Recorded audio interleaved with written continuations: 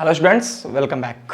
Students, class 11th का next lecture आज है और हम लोग क्लास 11th में वेक्टर एनालिसिस पढ़ रहे थे। तो आज होगा लेक्चर नंबर आई थिंक 4 होगा। यस, आज लेक्चर नंबर 4 है और आज हम लोग बेसिकली डिस्कस करेंगे मल्टीप्लिकेशन ऑफ वेक्टर के बारे में। देखो ये चीज़ समझ लो, मल्टीप्लिकेशन या उसी को हम लोग क्या कहते हैं, प्रोडक्ट ऑफ वेक्टर, है ना। मल्टीप्लिकेशन को ही यहाँ पर एक नाम देते हैं हम लोग, प्रोडक्ट ऑफ टू वेक्टर। देखो एक चीज़ तुमको हम बहुत क्लियर तौर पे समझा दें, जरा ध्यान से समझना। देखो दो वेक्टर का जो प्रोडक्ट होगा तो हम लोगों को किसके बारे में डिस्कस करना है, हम लोग को ये डिस्कस करना है कि जो दो वेक्टर हैं आप इन वेक्टर का प्रोडक्ट कैसे कैलकुलेट करोगे। ध्यान से समझने की कोशिश करो। देखो जैसे मान लो कि तुम्हारे पास कोई भी दो वेक्टर क्वांटिटी है, तो अगर आप किन्हीं भी दो वेक्टर क्वांटिटी को मल्टीप्लाई करोगे या दो वेक्टर क्वांटिटी का अगर आप प्रोडक्ट निकालेंगे तो जो भी प्रोडक्ट आएगा उसके बारे में थोड़ी कुछ बातों की हम थोड़ी चर्चा कर लें, जरा ध्यान से समझना। देखो एक बहुत पुरानी कहावत, बड़ी सीधी सी बात है। अभी हम लोगों ने थोड़ी देर पहले पढ़ा भी था कि अगर कोई वेक्टर क्वांटिटी है, इसमें अगर कोई वेक्टर क्वांटिटी को ऐड करो, याद करो वेक्टर क्वांटिटी में अगर वेक्टर क्वांटिटी को अगर हम ऐड करते हैं तो जो क्वांटिटी आता है वो कैसी क्वांटिटी होती है, वेक्टर क्वांटिटी होती है। और देखो अगर वेक्टर में अगर हम वेक्टर क्वांटिटी को सब्ट्रैक्ट करते हैं तो जो हमें आंसर मिलेगा वो भी कैसी क्वांटिटी होती है, वेक्टर क्वांटिटी होती है। लेकिन एक बात समझने की कोशिश करो, परंतु यदि हम वेक्टर में अगर हम वेक्टर से मल्टीप्लाई करें, थोड़ा सिंबल हम नहीं बना रहे, कारण समझो क्यों। वेक्टर में अगर हम वेक्टर से मल्टीप्लाई करें या ऐसे समझो कि अगर हम इन दोनों का क्या करें, प्रोडक्ट निकालें, किसका, वेक्टर और वेक्टर का प्रोडक्ट। तो ध्यान देना यहाँ पर जो वेक्टर और वेक्टर का प्रोडक्ट होता है, ध्यान से समझना, वो एक वेक्टर क्वांटिटी भी हो सकता है और वह एक स्केलर क्वांटिटी भी हो सकता है। समझ रहे हो। देखो तो अगर वेक्टर में वेक्टर से अगर तुम प्रोडक्ट ले रहे हो, ठीक है, ये मैं प्रोडक्ट लिखा हूं, बेसिकली यहाँ होना था। तो वेक्टर का अगर आप वेक्टर के साथ प्रोडक्ट ले रहे हो तो प्रोडक्ट के साथ थोड़ा नियम टूट जाता है। जैसे वेक्टर वेक्टर का एडिशन वेक्टर होता है, लेकिन यहाँ पे प्रोडक्ट वेक्टर क्वांटिटी भी हो सकता है और जो प्रोडक्ट है वो स्केलर क्वांटिटी भी हो सकता है, ठीक है। तो अगर तुम्हारा प्रोडक्ट अगर वेक्टर क्वांटिटी है तो इसको हम लोग कहते हैं वेक्टर प्रोडक्ट, या इसी को हम लोग क्या नाम देते हैं, क्रॉस प्रोडक्ट, ठीक है। दूसरी चीज, अगर दो क्वांटिटी का अगर प्रोडक्ट स्केलर है तो इसको हम लोग कहते हैं स्केलर प्रोडक्ट, या इसी को हम लोग नाम देते हैं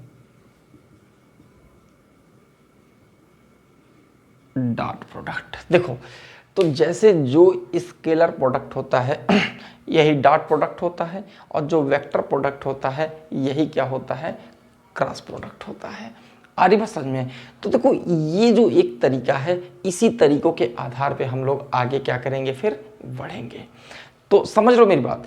तो अब हमको ये समझना होगा कि कब उनका प्रोडक्ट डॉट या स्केलर प्रोडक्ट होता है और फिर हमें ये समझना होगा कि कब इनका प्रोडक्ट वेक्टर प्रोडक्ट या क्रॉस प्रोडक्ट होता है। जरा ध्यान से समझिएगा, जरा समझने की कोशिश करो। मान लो सबसे पहले तो इसमें से हम लोग सबसे पहले जो पढ़ेंगे वो हम लोग पढ़ेंगे स्केलर प्रोडक्ट या डॉट प्रोडक्ट। तो सबसे पहले हम लोग पढ़ेंगे डॉट प्रोडक्ट के बारे में, या इसी को हम लोग क्या कहते हैं, स्केलर प्रोडक्ट के बारे में। देखो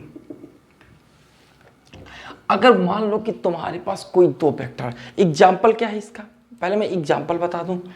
देखो इसका एग्जाम्पल आता है, तुम लोग बहुत पहले बात पढ़े भी हो, 9th में पढ़े होगे, वहां से मैं एग्जाम्पल ले रहा हूं। एक फॉर्मूला आपने पढ़ा होगा, work is equals to force into displacement. अब ध्यान से समझो, जो फोर्स होता है ये कैसी क्वांटिटी है, वेक्टर क्वांटिटी। डिस्प्लेसमेंट भी कैसी क्वांटिटी है, वेक्टर क्वांटिटी। लेकिन जब आप इनका प्रोडक्ट निकालते हो तो क्या आता है, वर्क आता है, और वर्क फाइनली कैसी क्वांटिटी है, स्केलर क्वांटिटी। क्वांटिटी है। तो यहाँ पर देखो तुम प्रोडक्ट किसका ले रहे हो, वेक्टर क्वांटिटी का, किसके साथ, वेक्टर क्वांटिटी के साथ, बट जो रिजल्ट आ रहा है, जो आंसर आ रहा है, वो कैसी क्वांटिटी है, स्केलर क्वांटिटी है। तो इसलिए इस प्रकार के प्रोडक्ट को हम क्या कहते हैं, डॉट प्रोडक्ट या स्केलर प्रोडक्ट कहते हैं। अब जरा आगे समझना, मान लो कि तुम्हारे पास कोई दो वेक्टर क्वांटिटी है, लेट अस सपोज, इसका एग्जाम्पल, अब जरा सा पूरी बात को समझो कि इस प्रोडक्ट को कैसे हम लोग निकालते हैं, जरा समझो।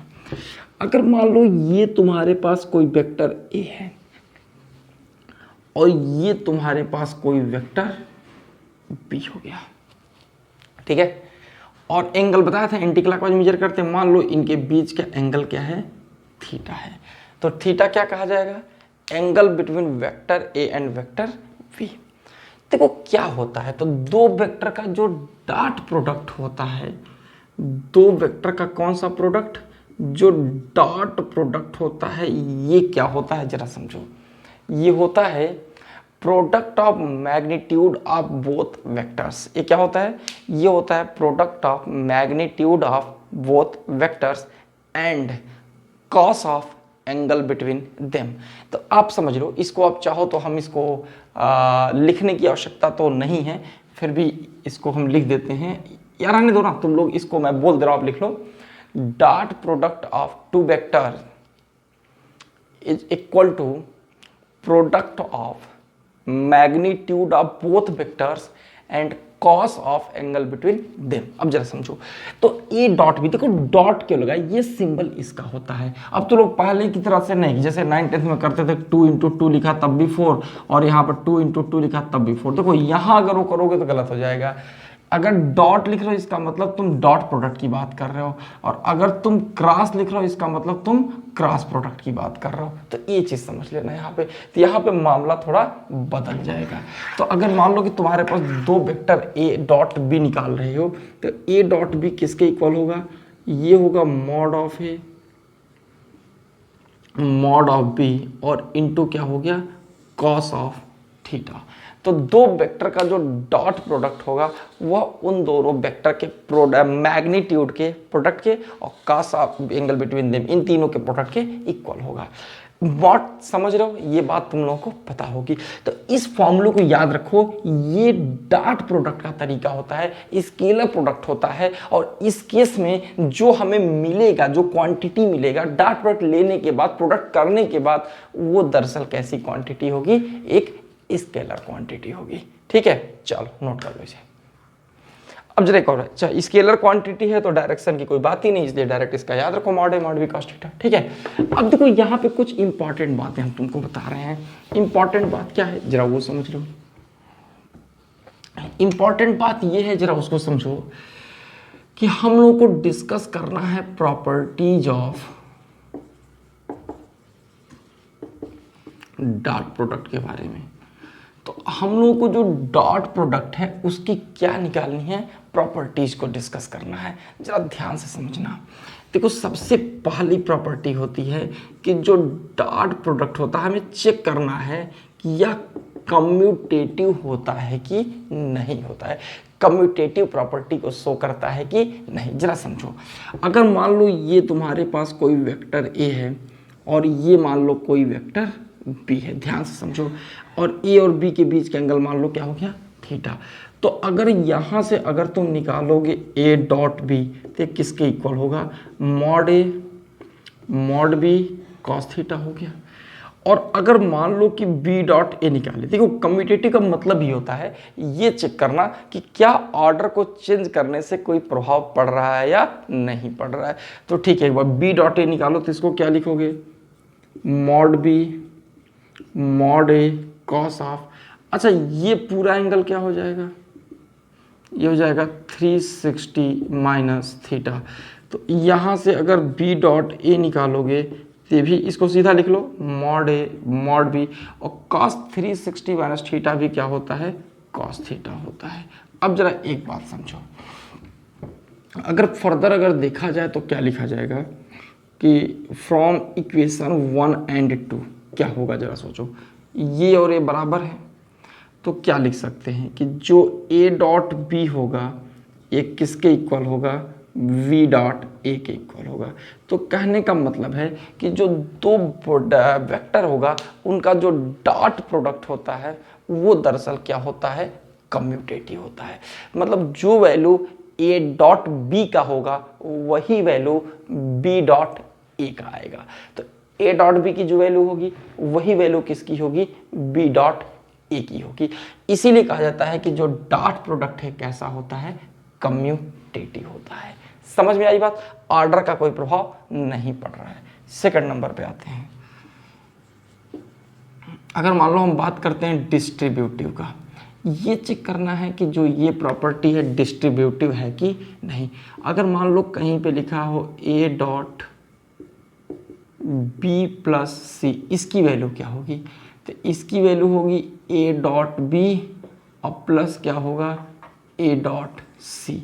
कहने का मतलब क्या हुआ, ये डिस्ट्रीब्यूटिव इसलिए है क्योंकि देखो अगर इसको ब्रैकेट के बाहर रखे हो तो ये अंदर के हर एक टर्म में क्या हो जाएगा, डिस्ट्रीब्यूट हो जाएगा। तो a dot B plus C है तो इसको क्या लिख सकते हो, a dot B plus a dot C. ये हो गया इसकी सेकंड प्रॉपर्टी। तो पहली प्रॉपर्टी क्या है, कम्यूटेटिव।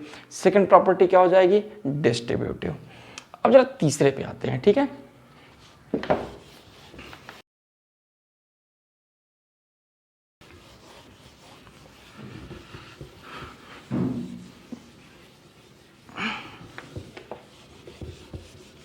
देखो जो इसका तीसरा प्रॉपर्टी है जरा वो समझ लो, ये होता है dot product of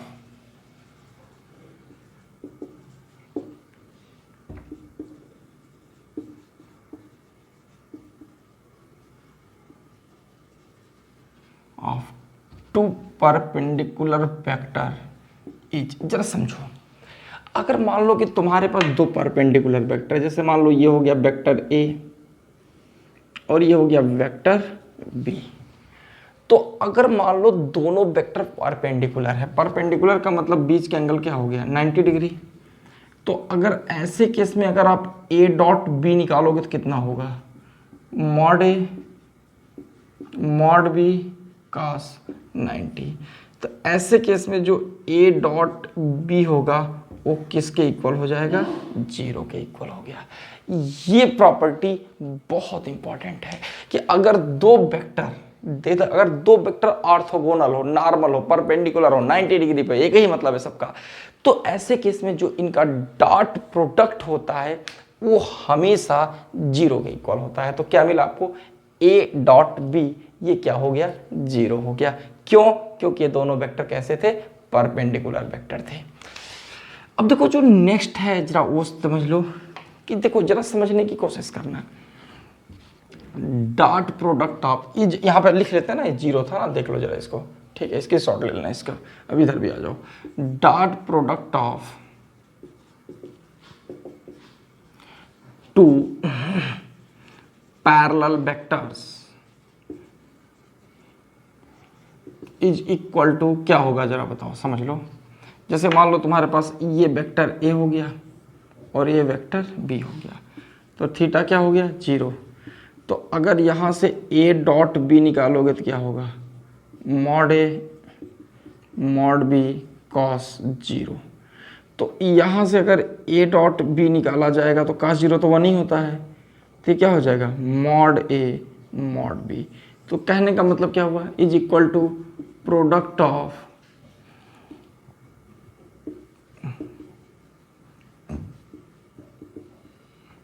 magnitude of both vectors. तो अगर दो वेक्टर, अगर देखो दो वेक्टर अगर एक दूसरे के पैरेलल हैं तो उनका जो डॉट प्रोडक्ट होगा वो केवल उन दोनों के मैग्नीट्यूड के प्रोडक्ट के इक्वल होगा, ठीक है, क्योंकि बीच के एंगल 0 हो गया। तो ये ठीक है, इस पे आप थोड़ी सी आइडिया रखो, ऐसे भी निकाल लोगे, cos 0 1 होता है, ठीक है। बट इस पे विशेष फोकस करना कि अगर दो वेक्टर जो है परपेंडिकुलर हैं तो ऐसे केस में उनका जो डॉट प्रोडक्ट होता है वो क्या होता है, वो 0 आता है, ठीक है। चलो जरा सा अब आगे चलते हैं। इसके बाद जो आपका नेक्स्ट है जरा उस पर भी आ जाते हैं। देखो नेक्स्ट प्रॉपर्टी भी बहुत इंपॉर्टेंट है, जरा वो भी समझ लो। शायद बहुत इंपॉर्टेंट है, न्यूमेरिकल सॉल्व करते समय बहुत काम आएगा, कि dot product of any vector with itself is equal to the square of magnitude of this vector. ठीक है, ये जरा समझने की कोशिश करो। अगर मान लो कोई वेक्टर ए है, इसका इसी के साथ क्या करें हम, डॉट प्रोडक्ट ले। ध्यान से समझना, ये इसमें कुछ खास बात है, इसलिए मैं बोल रहा हूं आपसे कि कोई भी अगर ना, मान लो कोई भी अगर वेक्टर है, अगर उस वेक्टर का डॉट प्रोडक्ट आप इटसेल्फ उन्हीं वेक्टर के साथ अगर आप डॉट प्रोडक्ट लेते हो तो क्या आएगा, जरा समझो। लिख सकते हो मॉड ए है ना। और अच्छा बताओ, ए और ए दोनों क्या है, एक ही वेक्टर है, आइडेंटिकल हो गए, एक ही वेक्टर हो गए, तो ए और ए के बीच का एंगल क्या होगा, जीरो होगा ना। तो क्या लिखोगे, कॉस ऑफ जीरो। तो अगर आगे देखा जाए तो वेक्टर ए डॉट ए क्या होगा, मॉड ऑफ ए का स्क्वायर होगा। मैं इसलिए बोल रहा हूं कि अगर मान लो कभी भी किसी वेक्टर का स्क्वायर अगर तुम्हारे पास आ जाए तो हमेशा समझ जाना कि आपको यहाँ पे उसका डॉट प्रोडक्ट लेना है। देखो जैसे देखो, स्केलर क्वांटिटी होता था मान लो 2 स्क्वायर, तो तुम मन किया था ऐसा लिखा, मन किया तो ऐसा लिखा, 4 आना था आंसर। लेकिन यहाँ पर चूंकि वेक्टर में जो दो तरह के प्रोडक्ट हो गए, दोनों कैटेगराइज हो गए, एक डॉट प्रोडक्ट हो गया और एक क्रॉस प्रोडक्ट हो गया, तो अब ऐसा नहीं कि तुम जहां मन करेगा वैसा, जहां मन करेगा ऐसा लिख लोगे, नहीं। अगर स्क्वायर है तो हमेशा स्क्वायर के केस में कौन सा प्रोडक्ट लोगे, डॉट प्रोडक्ट लोगे। अगर कहीं मॉड ऑफ ए स्क्वायर, अगर तुम उसको एक क्रॉस ए लिखोगे, समझो बात को, अगर ये वाला लिख दिया क्रॉस वेक्टर इस केस में तो फिर गलत हो जाएगा। देखो यहाँ स्केलर क्वांटिटी थी, वहां जो लिखो सब सही था ना, वो सब तुम्हारी आदत थी 10 तक जैसे था लिख लिया, यहाँ ये सब नहीं चलेगा। ठीक है, तो अगर कोई वेक्टर है उसका स्क्वायर है तो हमेशा कौन सा प्रोडक्ट लेना होगा, आपको डॉट प्रोडक्ट लेना होगा। चलो ये भी बात आशा करते हैं आपको समझ में आ गई होगी। ठीक है, तो चलिए आगे देखते हैं। एक बहुत इंपॉर्टेंट इसमें एक पॉइंट और रह गया, जरा वो भी समझ लो। तो जरा देखो, हम लोग को अभी ये डिस्कस करना है कि अगर मान लो यूनिट वेक्टर्स होते, जरा समझो। जैसे क्वेश्चन इसमें पार्ट ये है, आई थिंक यह पार्ट था, एमॉन्ग यूनिट वेक्टर्स फॉलोइंग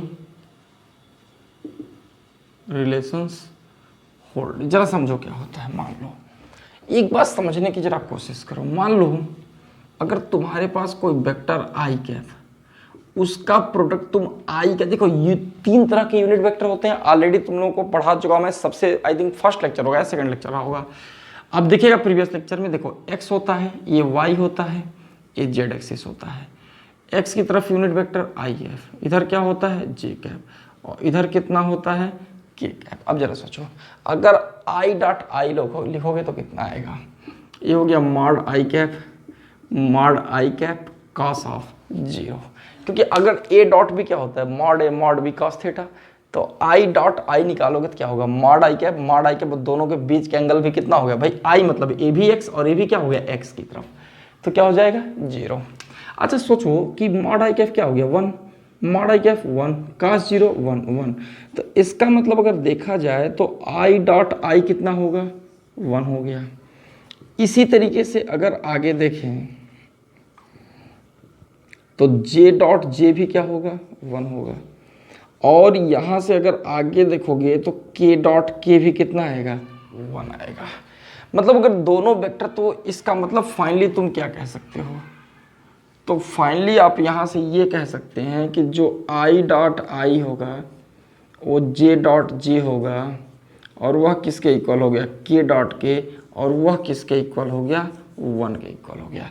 कहने का मतलब कि अगर दोनों वेक्टर एक जैसे हों, आई का आई के साथ, जे का जे के साथ, के का के के साथ, अगर आप डॉट प्रोडक्ट निकालोगे तो हमेशा कितना आएगा 1 आएगा। ये चीज़ आई थिंक आप लोगों को समझ में आ गई होगी। जैसे दूसरा केस भी हम लोग डिस्कस कर लेते हैं। जरा देखो, अगर मान लो कि तुम्हारे पास कहीं हो जाए आई डॉट जे, अब सोचो कैसे निकालोगे, mod of I mod of J. अच्छा सोचो यहाँ पे आई एक्स की तरफ जे वाई की तरफ, cos 90, तो i डॉट जे कितना हो गया, 0 हो गया। और देखो सिमिलरली देखा जाएगा तो j डॉट के भी क्या होगा, 0 होगा। आगे देखा जाए k डॉट i भी कितना होगा, 0 हो गया। तो इसका मतलब अगर यहाँ से कंक्लूजन निकालो तो क्या मिलेगा, i डॉट जे किसके इक्वल हो जाएगा, j डॉट के, और ये किसके इक्वल हो गया, k डॉट i के, और ये फाइनली किसके इक्वल हो गया, 0 के इक्वल हो गया।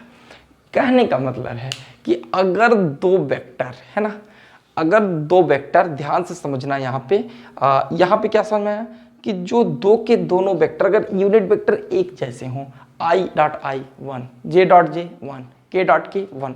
दूसरी चीज अगर यहाँ पर देखोगे अलग अलग अगर है i डॉट j या j dot k dot k, तो ऐसे केस में जो उनका आएगा प्रोडक्ट वो कितना होगा, वो 0 होगा।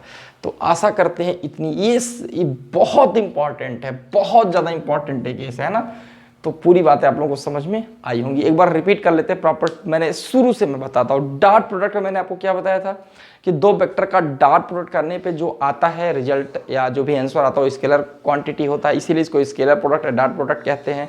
कैसे निकलता है, A dot B equals to mod A mod B cos theta होता है। प्रॉपर्टीज में देखा जाए कम्यूटेटिव, यस कम्यूटेटिव होता है क्योंकि ए डॉट बी और बी डॉट ए इक्वल होता है। दूसरी डिस्ट्रीब्यूटिव भी होता है क्योंकि स्क्वायर के बाहर अंदर डिस्ट्रीब्यूट हो जाएगा। तीसरा बताया था अगर दो परपेंडिकुलर वेक्टर हो तो जो डॉट प्रोडक्ट होता है हमेशा 0 आएगा। दो पैरेलल वेक्टर हो तो क्या हो जाएगा, A dot B mod A mod B होगा। अगर किसी वेक्टर का स्क्वायर करोगे तो जो डॉट, तो स्क्वायर में क्या होता है कि स्क्वायरिंग हमेशा उन दोनों वेक्टर के डॉट प्रोडक्ट के इक्वल होता है। और इसके बाद हमने आपको क्या बताया था, मतलब समझे मैं जो कह रहा हूँ, इस पॉइंट पे बड़ा मैं देखो बहुत मैं ध्यान भी दे रहा हूँ, तुम भी ध्यान देना कि आप लोग इसको समझो कि अगर किसी वेक्टर का स्क्वायर है तो स्क्वायर में हमेशा वो डॉट प्रोडक्ट किया जाता है ना, A square equals to A dot A, ठीक है। और यूनिट वेक्टर में क्या रिलेशन होगा, तो अगर दोनों वेक्टर एक जैसा है I dot I 1, J dot J 1, के डॉट के 1 होगा। अगर दोनों वेक्टर अलग अलग हैं, I dot J 0, J dot के 0, के डॉट आई 0 ही होगा, ठीक है। तो आशा करते हैं कि आपको ये पूरा लेक्चर अच्छे से समझ में आया होगा, ठीक है। तो आज इतना रहने देते हैं, जो नेक्स्ट क्लास होगा उसमें हम लोग डॉट प्रोडक्ट पे न्यूमेरिकल्स और फिर दो वेक्टर के बीच के एंगल और भी तमाम टॉपिक होते हैं उसको हम लोग डिस्कस करेंगे। चैनल को सब्सक्राइब जरूर करिए और अपने फ्रेंड्स में भी खूब अच्छे से शेयर करिए सारे वीडियो को, ठीक है, ताकि सब लोग पढ़ें और अच्छे से चीज़ों को समझें, ठीक है। चलो फिर मिलते हैं नेक्स्ट क्लास में, थैंक यू, बाय।